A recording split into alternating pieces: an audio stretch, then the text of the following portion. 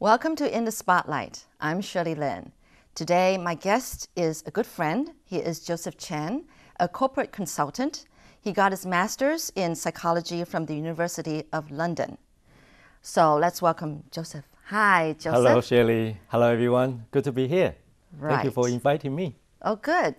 Now, we're going to start with you telling a story that has made an impact on you. Yeah. So you want to start telling that story? Yeah, I think quite a lot of stories I'm sure. have an impact on me. But Right. I think back to 2004, that was a chance. I went to United States, Texas, with my brother who studied PhD at that moment. In psychology, wasn't it? In psychology as well, Yeah. yeah.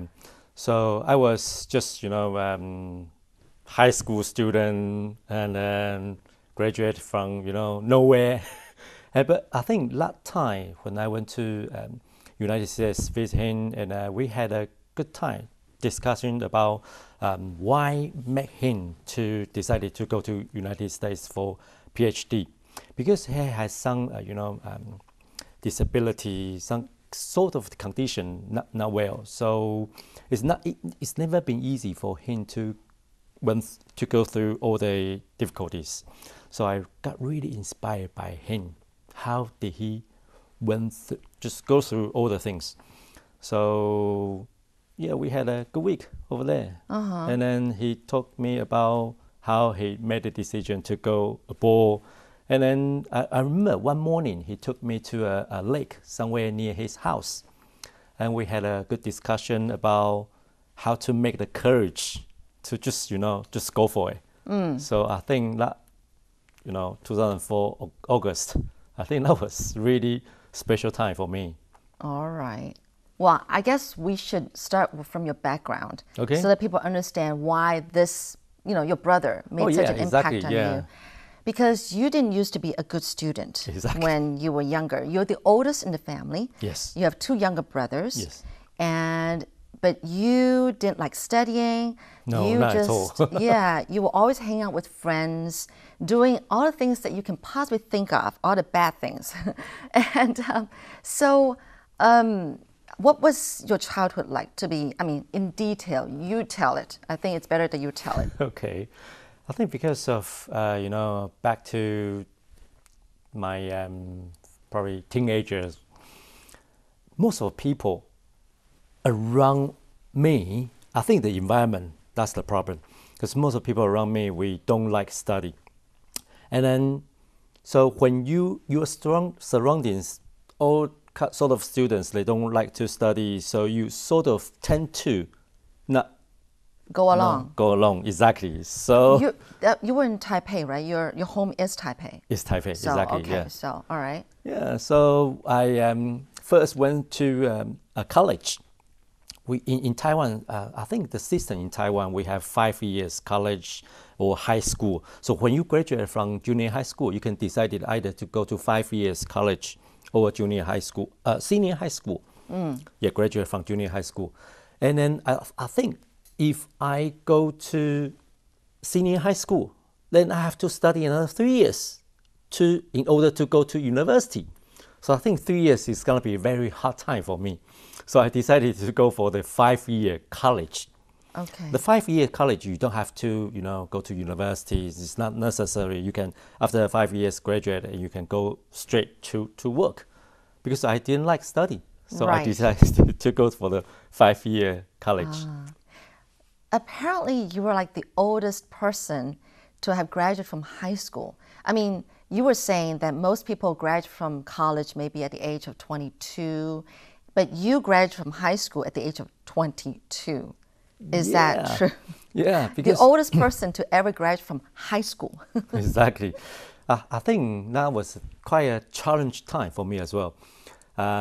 Went to 5 years college, you don't have to go for the university degree. But after 2 years, I dropped out from school because Oh, you did? Yeah, I dropped out from one school and then another, and then decided to go for the senior high school. Because I think 5 years college is difficult for me. And so it's sort of just never been easy to be graduate. So what did you do during those times when you cut classes? Yeah, would- just went for sort of playing mahjong, Chinese cultural thing, or for the gambling or smoking, nightclub. So I think everywhere we just don't like to be in the school. Just So want to be. you were with some friends who were the same thing, didn't like studying. Were there only guys or were there also girls? I think most of people they are boys. Boys. Yeah, exactly. But the girls they tend to study a little bit more.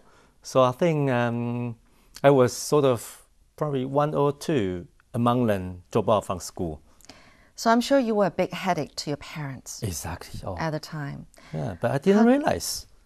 No, you were totally oblivious to their worries and everything. So how did they deal with you, your mom and dad? I would say that was quite a challenging time because my father, he tried to guide me to the sort of positive way, but I still quite, because I think lots of setbacks let me just don't really believe my family, like, Care about you? yeah, Really? yeah. So So you were rebellious. exactly, I just Totally. so totally rebel. Yeah. Can you recall some things that you did that really was just so ridiculous that really got your parents worried? There was one time Yeah. the police wanted you. Yeah. I let out the secret. Okay, what happened there? That was one night when I think probably 15 or 16 years old something. And one night around 12 midnight, I went home and then You had just come home at midnight. exactly, Okay, and then the doors open, and my father and my parents just stood in front of me, and then their faces were quite shocked or quite furious about something I have done, but I have no idea. They told me, police just called. And then I say, called? Why? I So didn't. I didn't do anything wrong. Yeah, I couldn't remember anything. So they say, they say you steal the car. I That- say, oh. yeah. I say, what? A car? No, a motorbike. I said, motorbike, but I couldn't recall. I had a chance to, just on the street you saw someone some motorbike without keys. Oh, the key was still in there. Exactly. So I just ride it over. You did? Yeah, but You didn't get caught. Yeah, I didn't get caught. So I was quite shocked. So immediately, my parents and we went to police station, and the police was saying, "Did you steal the car? The motorbike?" Motorbike. I said no, and then they asked me to see. There was a guy just next to the police. I said, "Do you remember him? Right. Can you recognize him?" I said, "Oh, yeah."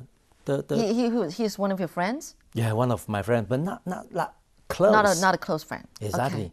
So I was quite shocked. I said, "Yeah, I know him." I know him exactly. So, what have he done?" So he said he just got called from police because he stole a car and a motorbike. So he said the motorbike was I stole the car. That you motorbike. stole it. Yeah, and then ran into him or ran over to him. And then ran over it. Or ran Exactly. into his car or something? His Yeah. motorbike? But I know there was a really very sticky issue right there, because if you see him as your friend, Yeah. you have to admit that you did steal the motorbike. That's the problem. But then your father pulled you aside Exactly. and said, "Son, don't say anything stupid because you might end up in jail." Exactly. I think surely you have a very good memory about me. It's only that I Yeah. know about the story, but I mean, just briefly, not. But anyway, Yeah, I think around teenage, sometimes you don't really think yourself as a person, but people around you they treat you like brother. So you think brother is more important than parents. So when he mentioned about Joseph, I have an issue, you know, I got caught by police. You mean this friend, right? Yeah, yeah. So a few probably months ago, so he couldn't bear another penalty. So he asked me to bear that sort of penalty. Yeah. Yeah, for him. So I decided to say, okay, because I'm your friend, I'm your brother. So, okay, I help you.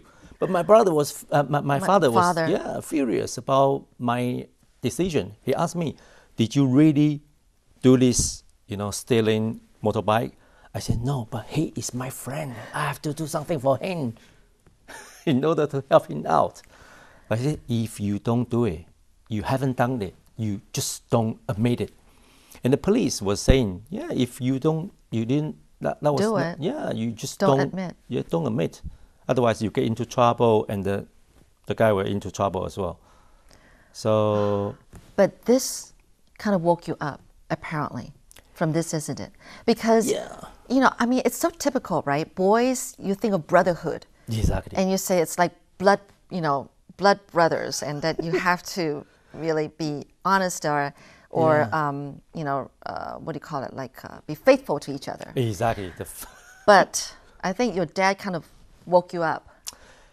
At the beginning, I was quite shocked because my dad had a slam on me. Oh, that's So I was So you- just, What? you just never stand on, you know, teenager boy. Oh, okay. But I think that slam really waking me up because I was so shocked. My father never Slapped you. Yeah, that was first time. So I think he was really trying to protect me. So I just suddenly, you know, wake.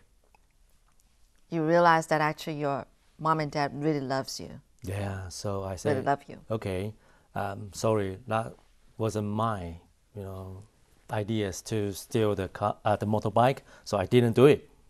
And my friend was furious, got got really upset. He said, Joseph, you did it. I said, no. So, and afterwards we have to go to Cut court. off the friendship, Yeah, exactly. right? Yeah. Yeah. I But mean, luckily, I just, you know, police find out that motorbike wasn't stolen by me. So, oh, so they found out? yeah, That it probably wasn't you? CCTV or something. Yeah. I mean, yeah, they have those kind of things, right, at the Exactly. time. Wow. So then you woke up. I mean, you know, because your dad slapped you in the face. You decided to be different. Was it right from that moment on? Yeah, I think sort of, because you realize that friends not always treating you well. Sometimes it may probably like it cause you trouble, or they just trying to let you down. So I realized I have to think about how to make friends, who to be friendly with. Yeah. Yeah. Of course. How old were you then? Probably around 19 something. Okay. So still young. Still young. Yeah. But then I think that made you mature, Yeah, I think a step up, step up. right, And from that incident. because I keep on dropping from college, School. Oh. from school, and then I decided to go to, you know, senior high school because I just, you know, back then I didn't want to go to university. So I think I at least Should finish Yeah, high school. finish high school, exactly. Yeah. Yeah. So when I enrolled the senior high school, I was nearly 20 years old. Okay. And then after graduate from senior high school, I was 22 years old. Yeah, But at least it is. you should have thanked your dad for waking you up, and then Exactly. otherwise it would have been too late. I mean, you know, you kept, I don't know, fooling around, you know, wasting your life. Yeah, I couldn't even imagine. Who would have known what you would have done, you know, if you continued to waste your life that way? So, this is one amazing story. But did you ever go back to talk to your dad about this? I think that was once we had a chance to discuss about the, you know, rebellion stage. Right. But yeah, my father was kind of, you know, typical Chinese person. Yes. Typical parents. Yeah, he didn't want to talk much. He said, yeah, if you understand and realize, that's good for you. Well, that is good. So I think, thanks to your dad, it's sort of like, I don't know, a son finally grown up, you know. Yeah. So anyway, we're going to take a break here before we continue to hear about Joseph's story of being the prodigal son. Okay, let's take a break.